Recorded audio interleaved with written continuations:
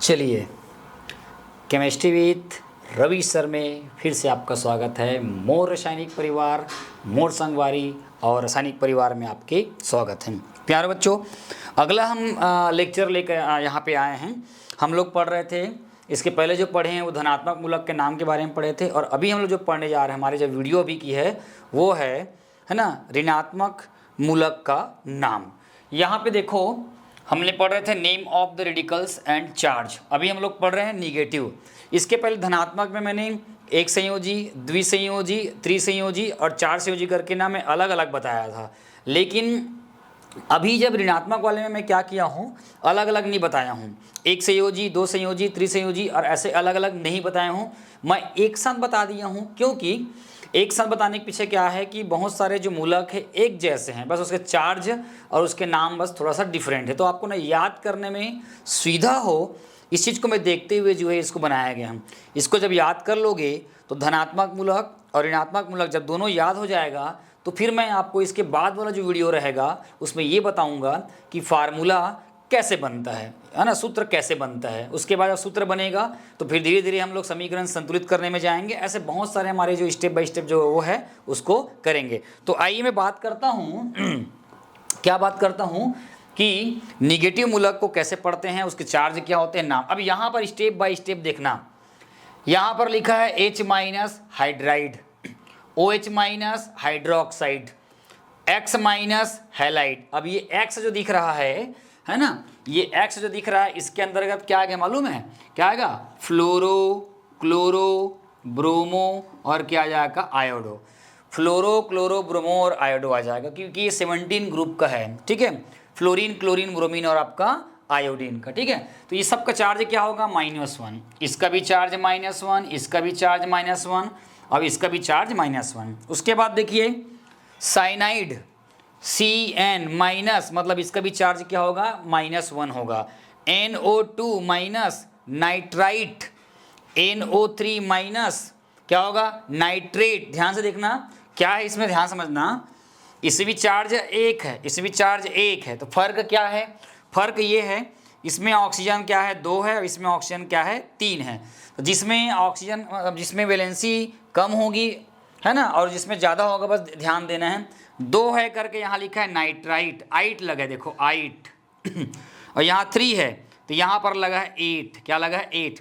Nitrite, nitrate, और यहाँ पर देखो 3 माइनस है तो यहाँ पर क्या जाएगा? नाइट्राइट। तीनों याद हो जाएगा, NO2 minus nitrate, nitrite, NO3 minus nitrate, N triple minus nitrite. हो गया क्लियर?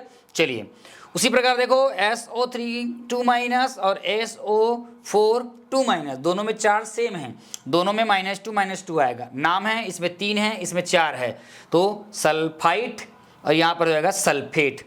इसमें आइट लगा हुआ है और इसमें क्या लगा हुआ है? 8 लगा हुआ है। जिसमें ऑक्सीजन कम है उसमें आइट लगा है, जिसमें ऑक्सीजन ज़्यादा है उसमें क्या लगा है? 8 लगा है। S डबल माइनस सल्फाइड, और इसमें देखो क्या लगा? आइड आ रहा है। क्या आ रहा है? आइड आ रहा है। ठीक है, कर लोगे? चलिए नेक्स्ट, यहाँ 3 देखो, PO3 3 minus, PO4 3 minus, P triple minus. तो देखो इसमें 3 है तो आइड लगा है, इसमें 4 है तो 8 लगा है, और इसमें 3 है तो आइड लगा है। सिंगल वाले में आइड लगता है, याद रखना है ना। देखो यहाँ पर फिर क्या हो गया, आप देख सकते हो है ना, यहाँ पर क्या लगा है? आइड, यहाँ पर लगा है 8 और यहाँ पर लगा है आइड। बस ध्यान इसी को देना है, याद हो जाएगा। CrO2 2 माइनस, Cr2O7 2 माइनस, यहाँ 4 है, यहाँ 7 है, यहाँ सिंगल Cr है, यहाँ सिंगल डबल Cr है, तो क्या जाएगा? क्रोमेट। और यहाँ पर क्या जाएगा? डाइक्रोमेट। नाम बदलना है, अकेला है तो क्रोमेट। Cr2 2 है, 2 मतलब डाई, डाई मतलब क्या जाएगा आपका? डाइक्रोमेट। ठीक है, यहाँ तक भी समझ में आ गया? चलिए, अब यहाँ पर देखो HPO3 2 minus, HPO4 2 minus, same है, इसमें 3 है, इसमें 4 है, तो यहाँ पर देखो क्या लिखा है ना, बाईफास्फाइट, यहाँ क्या लिखा है? बाईफास्फेट। तो ये 3 है करके आइट, ये 4 है करके 8 और बाई। यहाँ पे ऐसा भी लिख सकते हैं हाइड्रोजन फास्फाइट, हाइड्रोजन फास्फेट भी आ सकता है। यहाँ पर देखो हाइड्रोजन सल्फेट या बाई सल्फेट, यहाँ पर HSO4, सल्फेट कम अलग से और लिखे होंगे कहीं पर है ना, शायद यहाँ पे यहाँ पे आना था, यहाँ पे आना था सल्फाइड, सल्फेट और आपका by sulphate. IO3 minus iodate, CH3COO minus acetate, क्या लगेगा? एसिटेट। और याद रखना माइनस वाले में जनरली क्या लगता है? 8 लगता है, ये बात को याद रखे रहना है, ठीक है। चलिए MnO4 minus permanganate, SiO3 minus silicate, ClO hypochloride, ClO2 chloride, hypo हट जाएगा। फिर उसके बाद देखो ऑक्सीजन बढ़ रहा है ना, क्लोरेट, उसके बाद फिर क्या जाएगा? पर क्लोरेट, लाइन से पढ़ना है। हाइपोक्लोराइड, हाइपो हट जाएगा, क्लोराइड, उसके बाद क्लोरेट, उसके बाद पर मतलब बहुत सारे ऑक्सीजन है करके पर chlorate. CO3 minus carbonate, H लग जाएगा तो बाई कार्बोनेट, ठीक है।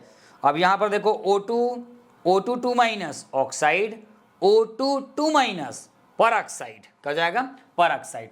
सबकी वैलेंसीज पता होगा ना, इसमें -1 -2 है ना, -1 -1 -1 -1 -2 -1 -2 -2, ठीक है। -1 -1 -1 -2 ठीक है, दिख रहा है ये मेरे ख्याल से इसमें ना हाँ ठीक है। और यहाँ -2 -2 -3 -3 -3, ठीक है, -2 -2 -2 -3, ठीक है, -1 -1 -1 -1 यहाँ पर देखो लिखा हुआ है C2O4 2 माइनस ऑक्सलेट, क्या हो जाएगा? ऑक्सलेट। MnO4 2 माइनस मैग्नेट और BO3 3 माइनस बोरेट। तो इस तरह से इतना पढ़ना है, और कुछ और है हमारे पास, लेकिन आपको इतना कम से कम करना है ना। एक जिससे हो जाता है, एक होता है थायोसल्फेट, थायोसल्फेट का भी लिख सकते हो S2O3, है ना, और आपका क्या हो जाएगा? 2 माइनस, समझ में आ रहा है? Sorry 3 minus. और एक है आपका टेट्राथायोसाइनेट है S4O6 और क्या हो जाएगा? 2 माइनस, ठीक है। एक होता है एल्यूमिनेट, एल्यूमिनेट का होता है AlO3 3 माइनस, है ना। तो इस प्रकार से बहुत सारे, इतना तो याद करना पड़ेगा, फिर बाकी जो है और आते जाएंगे ना तो फिर आपको याद हो जाएगा। तो निगेटिव मूलक में इतना याद कर लेना बहुत इंपॉर्टेंट है, बहुत ज़्यादा इंपॉर्टेंट है। और खास करके जो 11वीं आएंगे उसके लिए तो इंपॉर्टेंट है फर्स्ट चैप्टर में, लेकिन 12वीं वाले जो बच्चे हैं जिनको है ना कोऑर्डिनेशन कंपाउंड में जब लिगेंड का नामकरण करेंगे तो है ना ये बहुत इंपॉर्टेंट आएगा।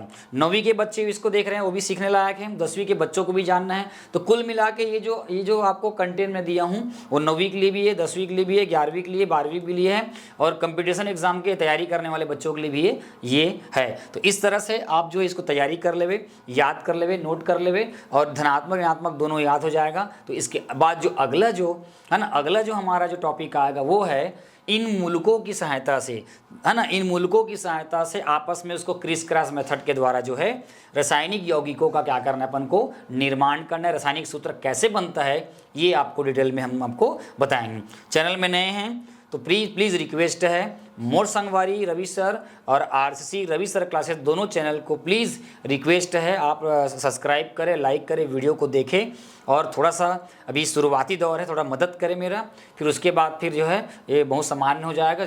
जन जन तक पहुंचाने का प्रयास करें, वीडियो को साझा करें, और जितने भी ज़रूरतमंद है उसको पास भिजवाने का कष्ट करेंगे। एक सहयोग बस ये करना है, बस आप लाइक ठोक दो, है ना, आप लाइक ठोक दो, फिर मैं इधर से कॉन्सेप्ट आपके लिए ठोक देता हूँ, ठीक है। तो बने रहिए मोर संगवारी RCC Ravi sir classes with chemistry with Ravi sir classes, एक ऐसी केमिस्ट्री जो बदल दे आपकी हिस्ट्री। धन्यवाद।